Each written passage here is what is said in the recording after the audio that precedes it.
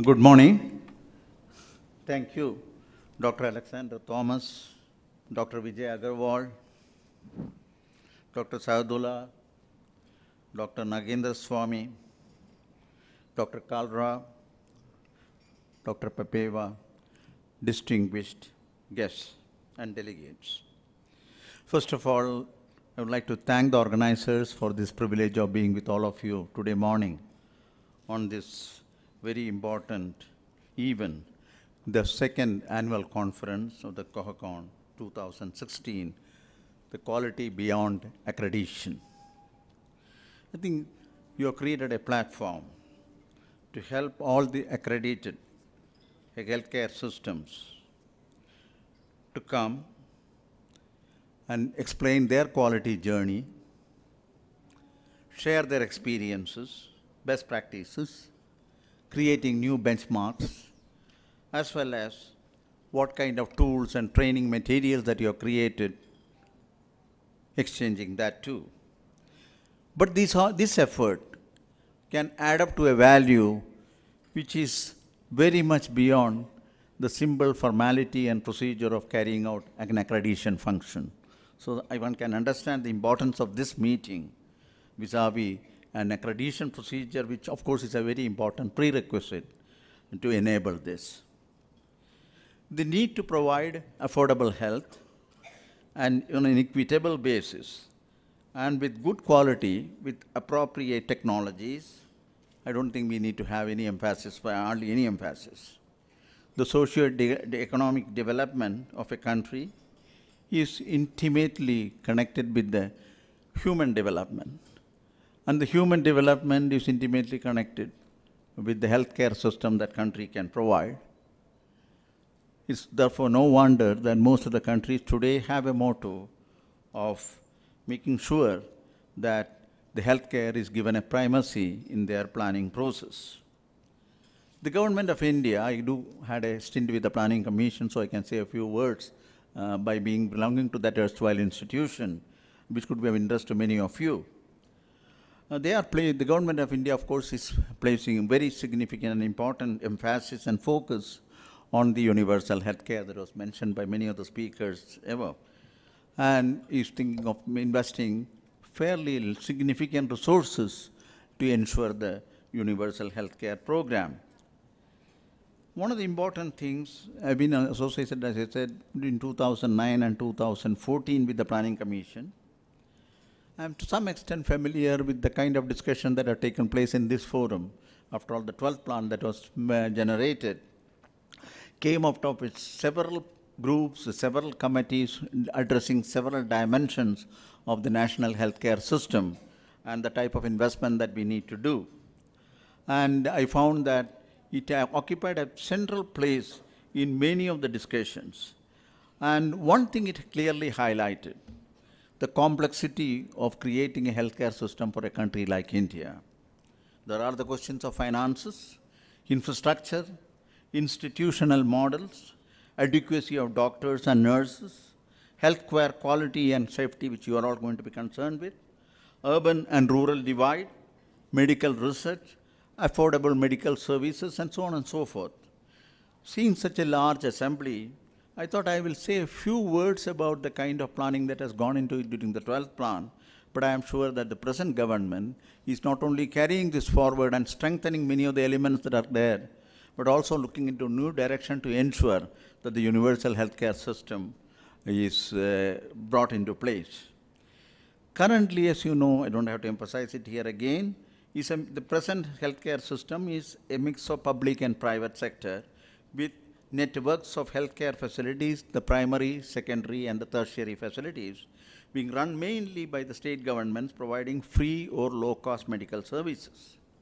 This is also an extensive private healthcare sector covering the entire spectrum, starting with doctors and their clinics, to general hospitals, to super specialty hospitals. The question that surfaces is the connection, what is the level of adequacy of the current facilities? Availability of care services from public and private sector together, today if you really look at it, is quantitatively inadequate and so too qualitatively. One important factor relates to the shortage of the qualified medical professionals, which is posing a big challenge to the satisfactory health provision to general public. I'm saying this simply because of the fact if you don't have a critical mass in many of these areas, to think of quality as the primary element, certainly there can be disconnect. Certainly you need to have the right number of people who practice so that the question of quality can be brought to bear. Otherwise there will be a tendency to cut corners. So that's why the importance of having the right type of medical professional and with the right numbers. If you look at the ratio currently of 0.7 doctor to 1.5 nurses per 1,000 people, India's position is considerably lower than the WHO average, they say 2.5 doctors per 1,000 people. Furthermore, there is an acute shortage of paramedical and administrative staff and professionals. Overall shortage is also exacerbated by the wide geographical variation in availability across the country, particularly between rural and urban areas. One estimate shows that the medical needs of the country calls for an additional number of 1.54 million doctors and 2.54 million nurses. So you see the gap if you want to really consider the global average and the numbers that are applicable to this country. There is a large gap which we need to really fill in the coming years. Another important factor is the quality of healthcare services, which varies considerably in both public and private sectors. Regulatory standards of public and private hospitals are not adequately defined, besides ineffective enforcement. A third factor relates to the affordability of healthcare, which is a serious problem for the vast majority of the population, especially in the tertiary care. Several public health insurance systems, such as the state-level employers insurance for industrial workers and central government healthcare plan for civil servants, are good examples. Even though health insurance penetration in India is increasing, there have been suggestions for better accessibility to quality healthcare. I heard that in the inaugural session, a few of the remarks related to this have been made possible should be made possible by expanding the coverage to all employees in the private sector and offering inexpensive health plans for the poor. Currently, there are endeavors to introduce healthcare information technology to mitigate some professional and infrastructural deficiencies. One aspect is the introduction of telemedicine system. If you look back 2012, it was valued at something like $7.5 million in this country. The projection for 2070 is it could go up to about something like $19 million, the telemedicine scheme, which could, of course, would provide several ways to do this: lowest cost consultation, diagnostic facilities to even remote areas, use of internet, high-speed internet, telecommunication, or even satellite technology. In fact, we did try with satellite technologies in trying to do telemedicine. Some of them are currently working very well. 35 super specialty hospitals today are connected to nearly 350 district hospitals, providing in a matter of a year more than 100,000 patients take advantage of this kind of a connectivity in the telemedicine system. If you look at the recent budgets, the healthcare sector does rank very high. Some of the elements that could impact the healthcare improvement include raising the foreign direct investment, the question that often will have to be discussed, whether we can go up to 49%. I don't know whether the present status is that is already has been decided. Establishing, these are some of the things that were included in the previous year, which I am just telling to give the way in which the expansion has to take place. We are talking of a large number of doctors to be filled in, the large number of nurses, and the type of institution that we need to bring in. And when those institutions are brought into operation in the coming years, what implications it could have in the organizational structure for health quality, healthcare, as well as patient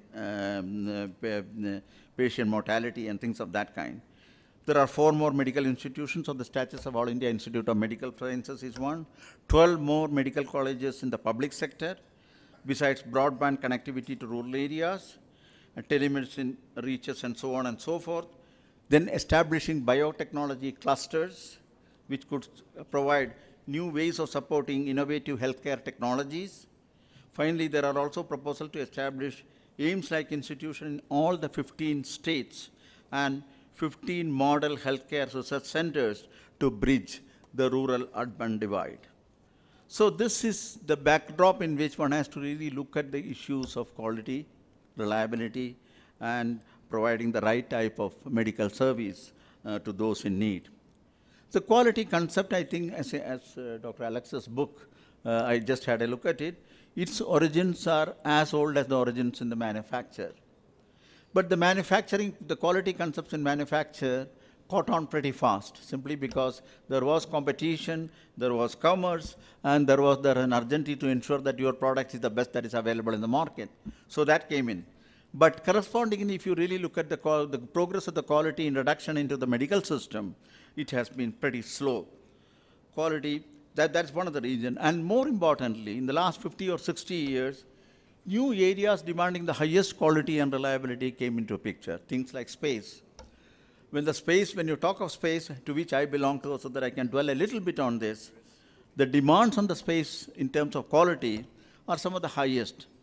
The reason is not far to seek. It's a single shot affair. You put a satellite into a rocket, take it up to the space, release it, it has to function.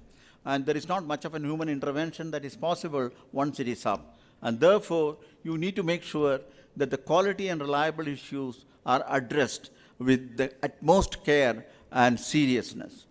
You have, of course, in the space itself, you are talking of high vacuum, you are talking of radiation environment, which could be deleterious to the functioning of the various instruments. Then there are also the thermal regimes and that kind of a thing. Takeoff of a rocket, you would have seen with roaring sound, you have the problems which are related to vibration, acceleration, shocks, and things of that kind. And then there is a question of handling the various systems and its long-term, what you call as an infant mortality, a mid-mortality, and also the long life with respect to the mortality definition. So all these issues ultimately will dictate what is the level of reliability you need, what is the quality of need, and you address it right from the beginning. You design it for quality, you design the system for reliability, for the various conditions in which it has to function, the space system, and then you talk of every element that goes into a satellite and rocket, its quality, its reliability is properly checked. There is a question of a documentation, which is fairly exhaustive. If something goes wrong in the space, that can be retrieved back through a monitoring system. You can look at the data. From the data, you can locate where the possible failures could have been, and that failure is again tracked with respect to was it a component problem, then go into the ledger books to see where the component, which component was chosen and which could have been the possible culprit. So you have a traceability with respect to any of these. So you can see the level of details that one has to keep in mind when you talk of quality and reliability. And that is what has made our own space system. If you talk of a polar satellite launch, vehicle launch, and say that we had something like 30 launches which have been flawless and successively successful, there is only one reason. It is not only the quality has been given the most serious attention, but also the repeatability with respect to ensure that you don't try to muck around with the system which has been already proved. So that is the other part of the discipline that is there. And lastly, the importance of making sure that the organizational system of quality that the space employs has got a lot of independence. The overall quality system of a product, the director of the center himself looks into it. So he is independently being reported about this by an independent group. They don't report to the designers, they don't report to the developers. I'm happy to see that this is a quality culture where independent evaluation, independent certification, and ultimately making sure that independent reporting to the highest level, so that intermediate people who would have probably done something which could have been a mistake or which could have been an oversight certainly cannot defend it as a failure which can be neglected. So this system is foolproof in that particular thing.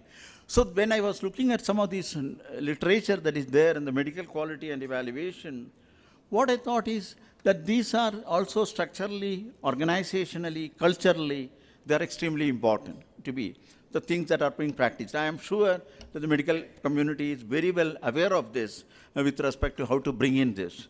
So, but the more important thing to me is I can afford to lose a satellite, but not afford to lose a human being. So obviously, the demands on this system is going to be much, much more, even as you learn the methodologies of doing quality and reliability from other segments of the activities like industry, space, or atomic energy, or those kind of a thing. So that is one thing that is clear. The second thing is, when we wanted to man-write a vehicle, suppose we want to fly the humans, and human flights is going to take place for this country, we need to make sure that it has a reliability which is even more than what we do for unmanned space flight. We can afford to lose a rocket, we can afford to lose a satellite, but if a human being is sitting inside it, then obviously the requirements can be very, very different. So now man-rating of a system demands much higher levels of qualities and reliability. So here is where the interface between the human beings and the technology comes into picture in space. And the third level it can take you to is when you talk of thinking going to moon, when you talk of going to Mars, you need to have human beings flying in it for, we were talking of Mars, we are talking of human beings flying for 300 days. Talking of a flawless flight of the spacecraft, the radiation that you will experience through this, and many other environmental factors, cultural factors, psychological factors, all these elements, if you try to fold into a space flight, then obviously the human beings and the technology, when they come together with other areas of interest, certainly will be one of the most challenging aspects of quality and reliability that one can ever conceive of. In this country, I was just looking through the various aspects of the work that has been, and particularly I should acknowledge the kind of book that was written by Dr. Giridhar Gnani as well as Dr. Alexander Thomas. He gave me a copy of this book, which is the book on health quality, healthcare quality and patient safety. He gave me a copy of this, and I just had a quick look at it as to see where it stands with respect to the quality and reliability. It's an extraordinary journey that you took me through in that book. It's a very interesting book. They've got something like 21 chapters with complete umbrella solutions, patient safety, quality care. If you go through it, I have no doubt that the issues are well understood. I don't think there is much of a doubt on that question. The question is, how do we induct this culture, how do we induct these procedures and methodology into a medical profession, and where do we stand with respect to this? My own quick feeling, when you read for all these kind of a thing, is the fact that we have to go a long way. So obviously, simply because of the fact, a little compromise on the quality somewhere or other, certainly something on which it cannot be very, I don't think it is a matter which can be very serious so long as the life is not affected, but probably something which is very important as a culture to be practiced. So that's where the gap, it looks to me, is important to be corrected. But then the doctors are extremely, at least all of us have in some stage in life have gone through a doctor. We know how serious they are, how careful they are, and how to, I myself, I should say, has been virtually drew out of the jaws of death 3 times. All the 3 times it is the doctors who did this. And I know what it means for the doctors to be serious about quality, reliability. It is all in their mind, it is all there in the gene, it is all there in the way in which they want to look at anything. So that question is not there. But there are formal systems. There are more than doctors nowadays for this kind of a thing.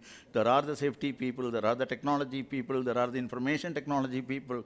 There are a whole host of them. It's growing into a very large system. Some of them are not directly connected with the life of a patient, but has to play a critical role. And that is where the system gets expanded much more in terms of its scope and dimension.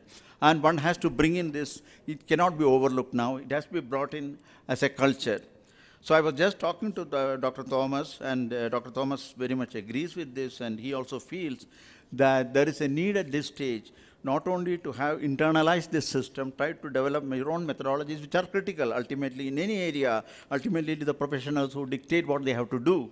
But equally importantly, also come in contact with other areas of endeavor.